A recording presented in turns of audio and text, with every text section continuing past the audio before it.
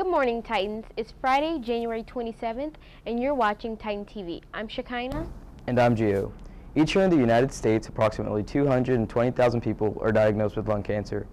87% of these cases are related to tobacco smoking.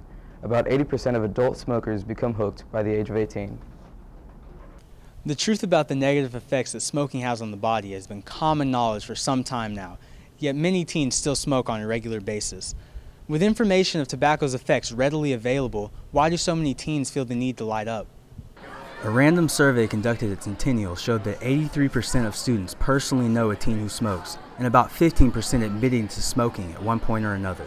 First time I probably started smoking was around 15, maybe 16. And it wasn't my decision, but peer pressure, gets you. Just last year, 55 tobacco tickets were written to minors in Frisco. For many teens, smoking may begin as a social rite of passage, but evolve into a habit that is not easily kicked. And now when I see people smoking and I'm chilling with them, then I have to smoke then. Like I have to, or else I'll be like, it's not cool.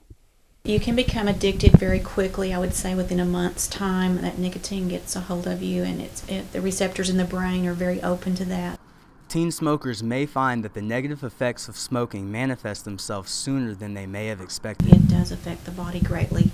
Blood pressure, circulatory system, lungs do not develop as they should. It can cause breathing problems, asthma, bronchitis, things like that. When I'm sick, it takes 10 times longer to get better. Like the other day I had a cold, and it lasted for like 3 weeks because, I still smoke it no matter what. They may also find themselves facing new lifestyle choices. You're more likely to drink at a younger age. You're more likely to use other drugs at a younger age if you do smoke.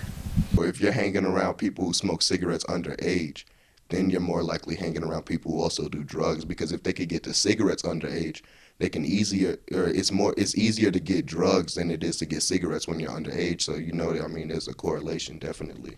Honestly, I advise don't smoke. I don't think I'm gonna stop anytime soon, but from already doing it for so long, it's not good for you at all. There's nothing good that could come from it. It's just like once you're addicted to nicotine or whatever, then you're addicted to it. The moment one decides to stop smoking, their body has already begun to recover. Heart attack risk dropping within 24 hours, and lung capacity improving up to 30% within the first 3 months. This is Braylon, signing off, Titan TV. The risks of smoking clearly outweigh the benefits. Make responsible decisions, Titans. For some, fossil hunting is merely a hobby. For one Centennial teacher, it transcends recreation and is furthering science. Mrs. Kerpock, one of our art history teachers, and her husband, who is also a teacher, found a new species of crocodiles in the Trinity River. We were looking specifically for dinosaur bones, and we found this block of all these different bones that had broken apart and had become fossilized in kind of this big mess, and took it back and discovered that there were these two small skulls that were definitely not dinosaur material, but in fact reptile material. And we realized the importance of these and submitted them or turned them over to SMU, and they were able to do more work and research on it and discovered that they were two skulls from this very small crocodile that lived about 115 to 125 million years ago, and they never got much bigger than about 2.5 feet, so they're very small and kind of compact. They brought this new species to light with the help of Dr. Thomas Adams, and it is even being named after them. Can you tell us about the naming process? Well, this was pretty new to me and my husband as well, discovering how this worked. First of all, we had to officially donate the material to the museum's repository. So we could not say that we owned it or that we were putting it on loan. We had to officially donate it to the museum for them to be able to do their research. The paper that is written on it has to be submitted. Once that is submitted, it will be official, and we can say the full name. But the species is named after my and my husband's last name, which is Kerpak. In addition to this find, Mrs. Kerpock has also found many other fossils. Her collection is vast and covers a lot of species. My husband and I are very outdoorsy people, and we always try to find new adventures to go on. And while visiting his parents in Fort Worth, they actually live in a neighborhood called Fossil Creek. And one of the days that we were kayaking in one of the local creeks there, we found and stumbled across some of these fossils called ammonites.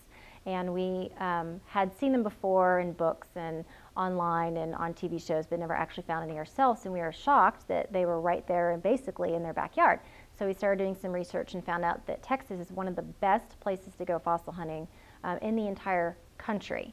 So we started doing research and discovering different areas and joined a local paleontology club, and that's where we got started. We fossil hunt normally in the areas around the Dallas-Fort Worth area, but every summer we're very lucky that we get a chance to go to Florida, actually the west coast of Florida, and go scuba diving for giant shark's tooth, the megalodon. So we cannot find those here in Texas. So Florida, South Carolina, North Carolina, those are your best places to find that size of shark's tooth. But we're talking anywhere from small couple inches to upwards to 7-inch long shark's teeth, which is very cool. Another fossil has been added to their collection, one revealed by themselves. A new species discovered by local teachers. This is Catherine, signing off Titan TV. We'll be sure to keep you updated on new information regarding Mr. and Mrs. Kerpak's discovery. With the start of a new semester, we've added many new students who are now discovering all Centennial has to offer. Starting at a new school is hard, but imagine how difficult it is to start in the middle of the year. We've found some students that have joined us this semester. Where on earth did you come from? Lubbock, Texas. I came from Puerto Rico, small island. I came from Jasper. How is this school different from your last? Well, my last school fits in your parking lot. It was pretty small, so this is pretty huge for me. It's a lot smaller and a lot harder to navigate. Well, I went to a 9 and 10 school, so I'm not really used to seeing all these juniors and seniors. Are you interested in any clubs or sports? I do debate and soccer, so I like those. And I want to do tryout. Right now I'm in debate. What is the hardest thing to adjust to here? Getting up at 9 a.m. Well, yeah, I have to get up at 9 a.m. at 6:15 because I have swimming. So. Well, definitely the language. It's way different than the last one. I think it's just the way this school is shaped and stuff, like just getting used to where all the classes are. How are other students treat you as a new kid? Awesome. I just kind of sink in with the crowd, I guess. You know, they don't really treat me any different. I think they're pretty nice and they're pretty friendly to get me welcomed in. This is Allie and Tanner, Titan TV. Welcome to our new students. We hope you all have a great semester. You look different. Well, I did change my hairstyle. Oh yeah, a lot of students have new styles for a new semester. I guess it's time to change it up for 2012. Some students have decided to change up their look with a new hairstyle. Some others have donated their hair to the Locks of Love Foundation. So when I was diagnosed with cancer, I had to lose all my hair, and before it fell out, I just cut it and donated it to Locks of Love so that other people going through hair loss could have hair too. I shaved my head because I thought it looked cool and that it was really different, and I just wanted to do it. I donated 12.5 inches off my hair and donated it to Locks of Love to make wigs for cancer patients. I just changed my hair because I just wanted something different, and I think the darker makes me look a little older, and I just like blonde at the bottom, so. I changed my hair from straight to curly/wavy because I wanted something different for the new year. Locks of Love is a foundation that provides hair pieces to financial disadvantaged children suffering from long-term medical hair loss. Kickflips and grinds. One Titan takes his fearless attitude and defies gravity. There's a lot of people out there with talent, but it's those who pursue their talent that achieve greatness. We talked to Caleb Mashburn and a couple of his friends about his specific talent. I've been skating since I was 9 years old, so probably about 6 years. I started skating because a bunch of my friends were doing it, and I didn't really have a hobby at the time, so I just started practicing it and eventually got better than all my friends. My favorite thing about skateboarding is how I can really express my creativity in it. And, you know, there's always new tricks to learn, and just the feeling you get when you learn a new trick is just awesome. I love it. How many times have I fallen in skateboarding? Oh, billions of times. I don't even know. Another thing I love about skateboarding is it teaches you how to fall down and get back up, because in skateboarding you're constantly falling back down and getting back up until you land the trick. We talked to Aaron Pope about Caleb Mashburn. I've known Caleb about a year and a half for now. I think of Caleb Mashburn, I'd say he's pretty good at skating, you know. He's the best out of his grade. He practices a lot. You should see him skate because he's really good. He's like the second best at his school. Skateboarding is awesome. Keep doing what you do best, talented Titans, and be sure to let us know about it. Earlier in the show, we spoke about a health issue that affects a large portion of the population. Another issue affecting many is obesity. Morgan digs into the issue.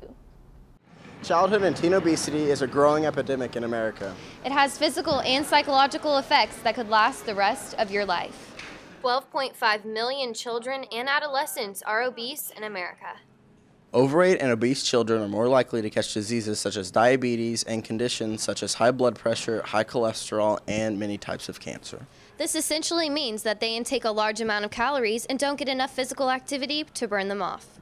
Before going to The Biggest Loser, I led a pretty sedentary life. I sat in the classroom a lot rather than walked around the classroom. When I went home, I sat on the couch, I watched TV, and I wasn't all that active. And I know when I was in high school, I was actually thin, which is kind of scary, that I gained so much after high school. Fast food is one of the main contributors to teen obesity. Most fast food contains high amounts of sodium, which can cause excess fat buildup and high blood pressure. My advice to students who are currently overweight is just to get out there and move and do it for yourself.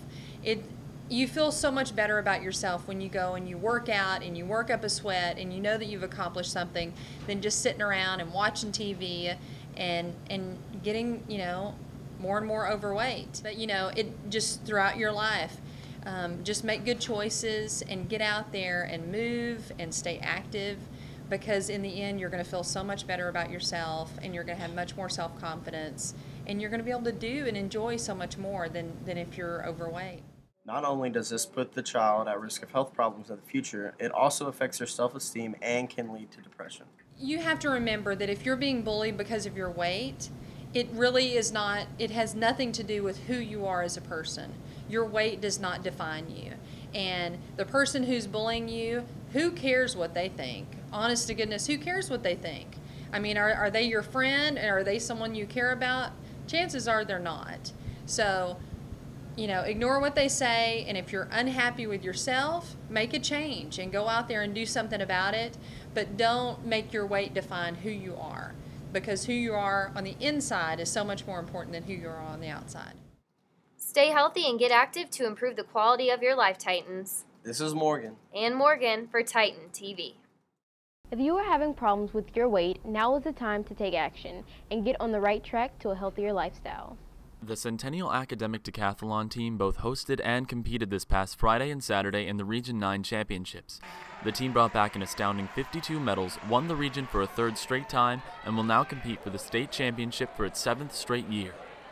Feedback on Centennial's hosting the event was very positive. We look forward to coming back next year because this facility was fantastic. The team has now won regionals 5 times in the past 7 years and is ranked 5th in the state. The team travels to San Antonio in February to compete. Congratulations to the Titan ACDEC team. Thanks for watching this week's edition of Titan TV. Have a great weekend, Titans.